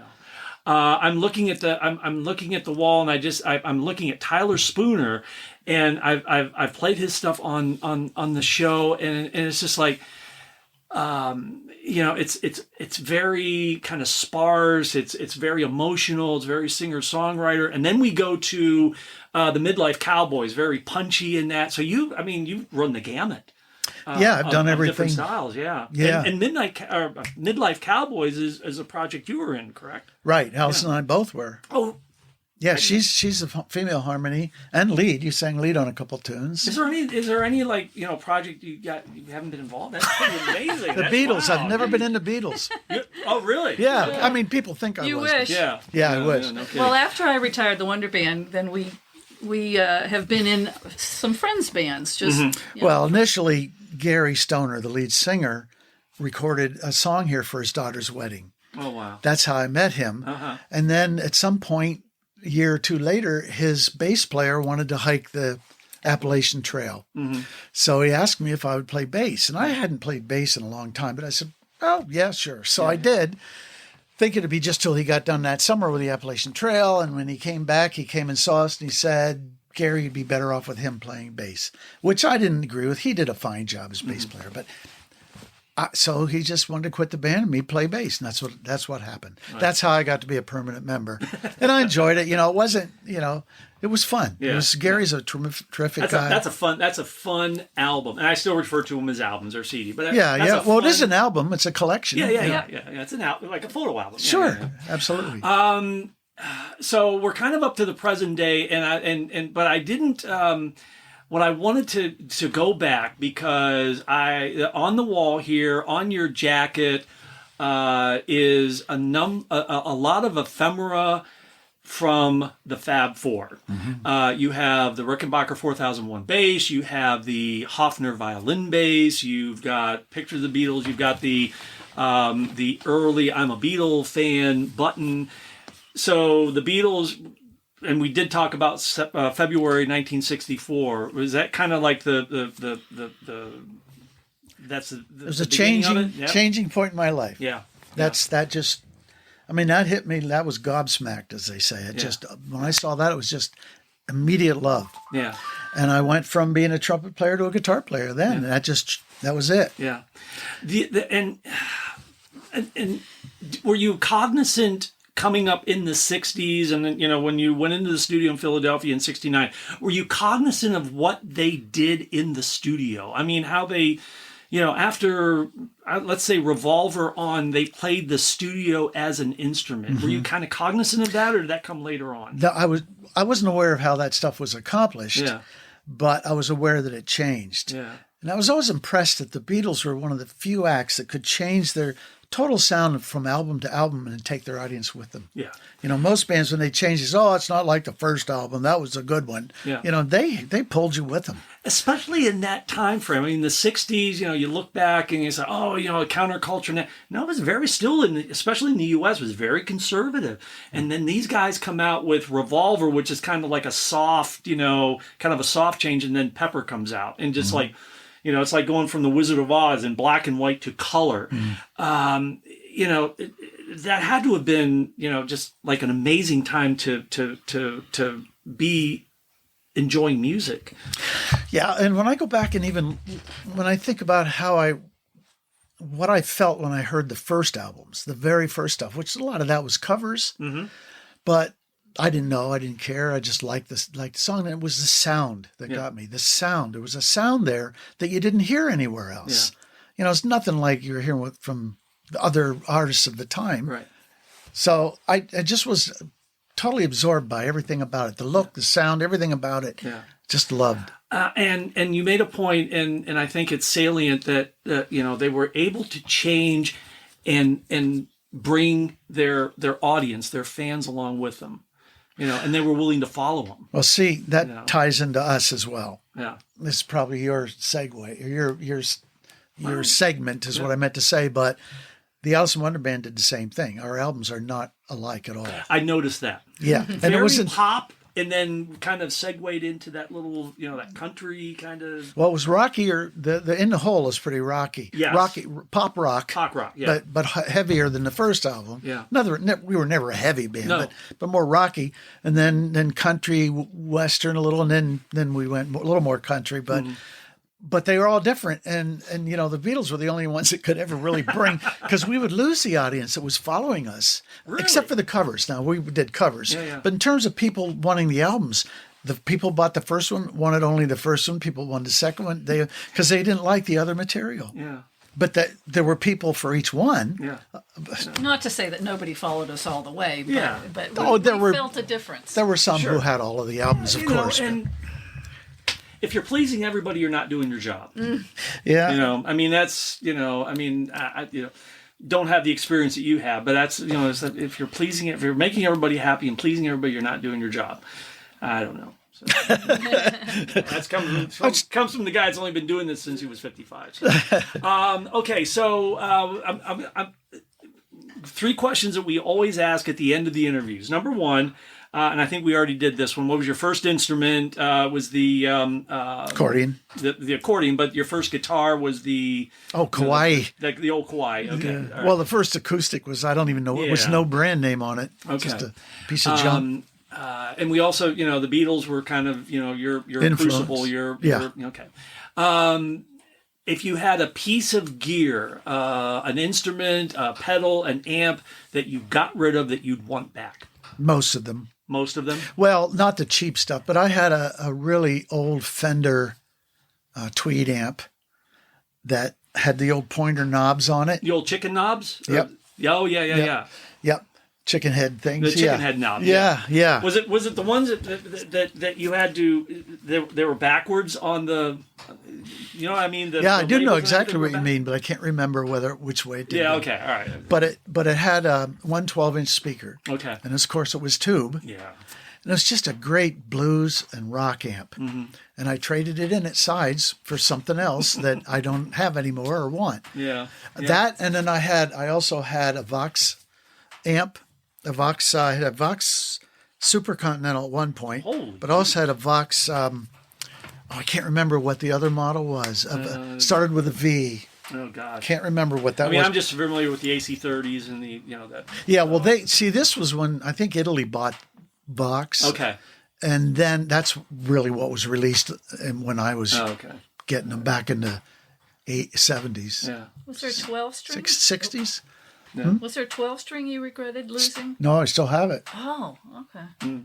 Yeah, I've got a 12-string Mosrite Oh wow. guitar. Same one that Glenn Campbell used on one of his albums. He's pictured on the front of the album with it. Yeah.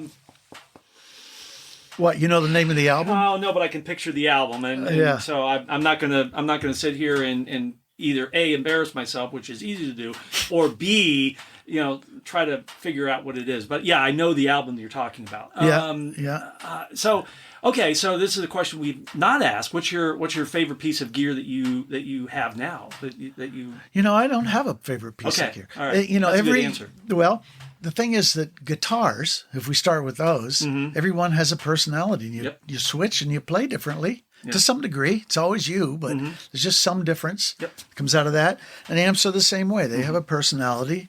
Yeah. And so I you know, and I'm not a big one for pedals, outboard pedals. I have a pod processor, guitar processor that I can, you know, mess the sound up with if I want to. But I don't really have any piece of musical gear that's I'll a tell you favorite. what he handles the most is a fiddle.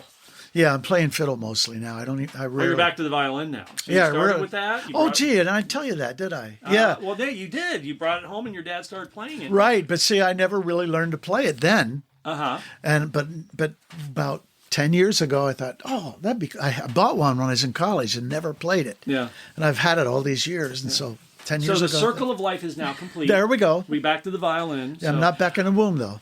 Good. Yeah. That We're was not that'd calling be it- uncomfortable. We're not calling it violin, though. We're calling Fiddle. it fiddle. Fiddle. Oh, you know what the difference between a violin? Yeah. Do you know what the? I do. What is it? One has strings and one has strings. You're the man. You're the man. There we you're the go. man. Hey, well, what's the you difference know, between yeah. what's the difference between a banjo and a hand grenade?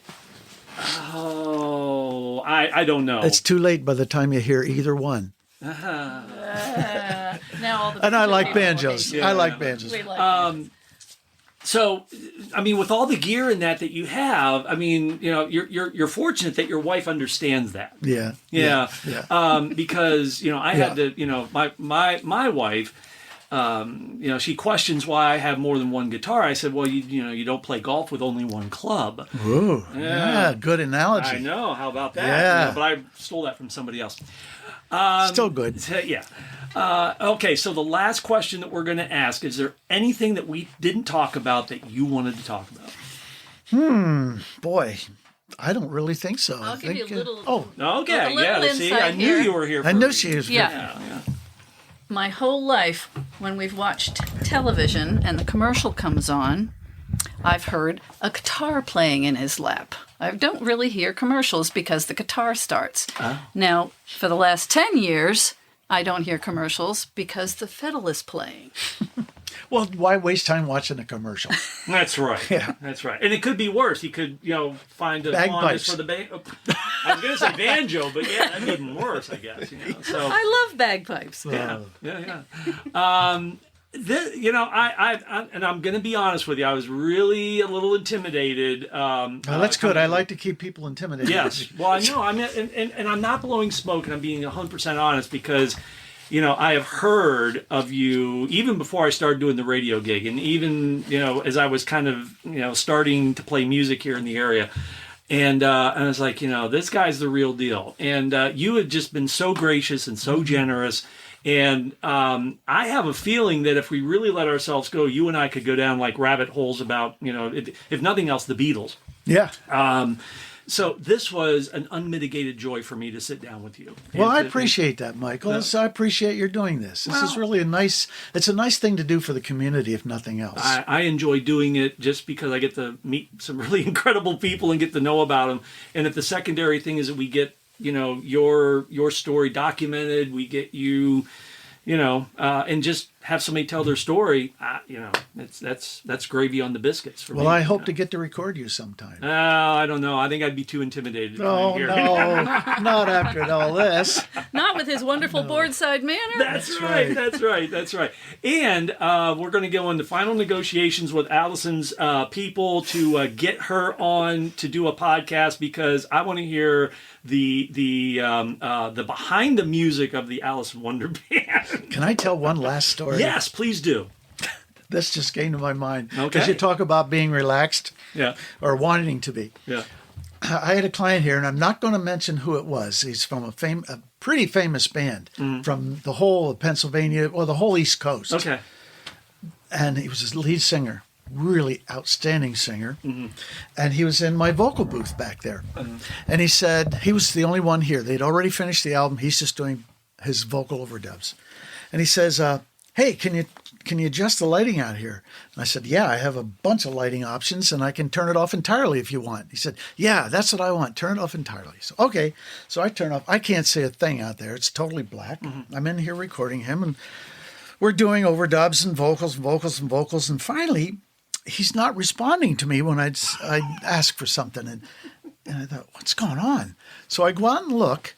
Here, he's lying on the floor with a bottle of whiskey next to him. Geez. Here he'd been drinking a little bit as he's going to relax Oh, himself. so he's recording laying down. Well, he ended up lying down. Oh, gotcha. He didn't. Okay. Well, no, he didn't. He didn't record that way, but he was getting that way, and finally he had to lie down because he was. Okay. And I that's why I couldn't communicate with him because he's not even near the mic. He's on the floor and the mic's up here. Man, oh man, that's the first Well, see, time. I thought it was going to be one of those things like,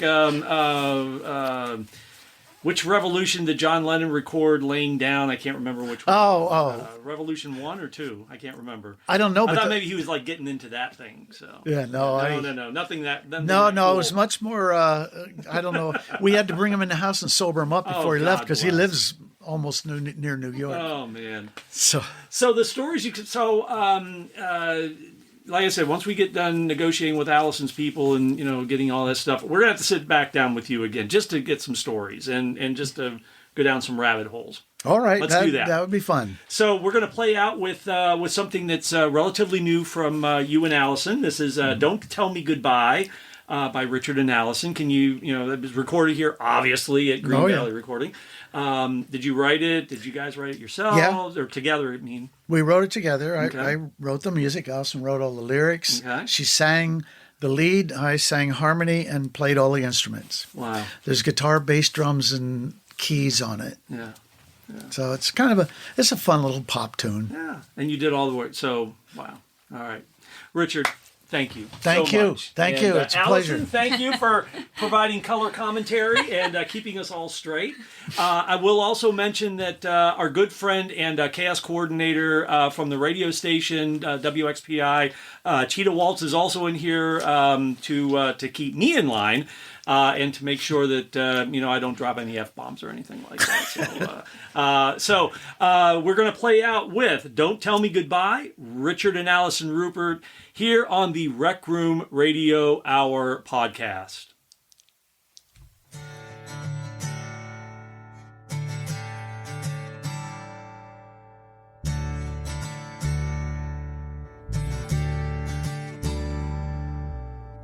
I know that nothing lasts forever. The world keeps turning and the days go by. But there's nothing in this world I'd rather do than stop it all and stay right here with you. Don't tell me goodbye. Tell me you'll see me soon and every night. By the light of the silver moon, I'll be thinking of you till I'm by your side. Don't tell me goodbye.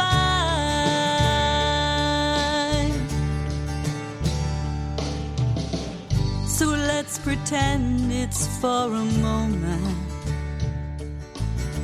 Let's make believe I'll be a touch away, so I'll never have to wonder if or when I'll ever hold you in my arms again. Don't tell me goodbye. Tell me you'll see me soon and every night. By the light of the silver moon, I'll be thinking of you till I'm by your side. Don't tell me goodbye.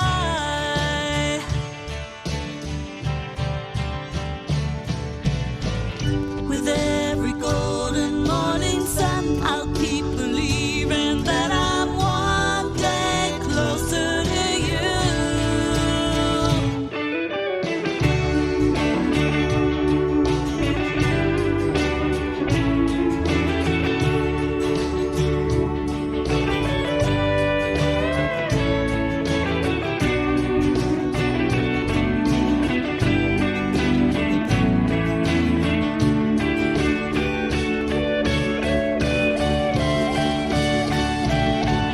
With every golden morning sun, I'll keep believing that I'm one day closer to you. Don't tell me goodbye. Tell me you'll see me soon and every night. By the light of the silver moon, I'll be thinking of you till I'm by your side. Don't tell me goodbye. Tell me you'll see me soon and every night. By the light of the silver moon, I'll be thinking of you till I'm by your side. Don't tell me goodbye.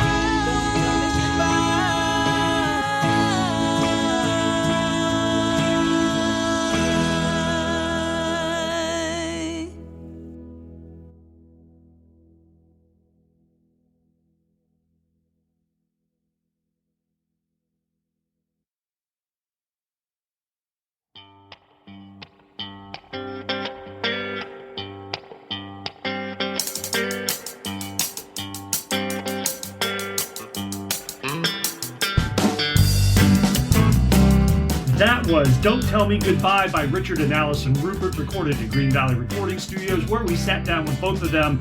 And I have a feeling we're going to sit down not only with Alison, but we're going to make a return appearance with Richard, because I would just like to talk to him about the Beatles and music and just go down some rabbit holes with him. So stay tuned for that. Hey, we do thank Richard and Alison for graciously letting us interview them at Green Valley Recording Studios up in beautiful Hughesville, Pennsylvania. And each week you can listen to the Rec Room Radio Hour on WXPI Community Radio in Williamsport, Pennsylvania. And we want to thank the Clark McLean Band for letting us use their song theme for our podcast. And this episode was mixed at Airline Studio for Broadcast Now. Hey, until next time, I am Michael Lundy asking you to don't fret, stay tuned, and play nice until we meet again. Bye-bye.